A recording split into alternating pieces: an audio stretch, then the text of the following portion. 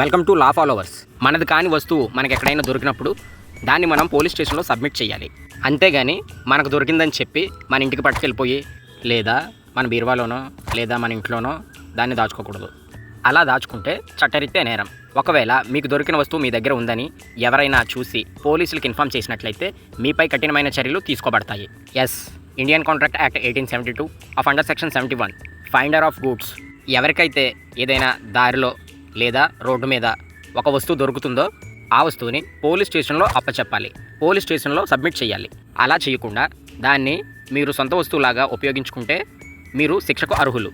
అదేవిధంగా ఇంకా కొన్ని సందర్భాల్లో ఎక్కడైనా ఒక కార్ కానీ లేదా ఒక బైక్ కానీ ఎవరిదైనా సరే కార్కి బైక్కి కీస్ కొన్నిసార్లు కొంతమంది వేయడం మర్చిపోయి రోడ్డు పక్కనే నిలిపివేస్తారు.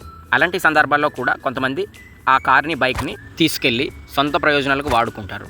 అలాంటి సందర్భాల్లో కూడా వస్తువు పాడవకుండా తీసుకెళ్లిన వస్తువు మళ్ళీ వెంటనే ఎక్కడైతే తీశారో అక్కడ భద్రపరచాల్సిన బాధ్యత అయితే మీ మీద పూర్తిగా ఉంది.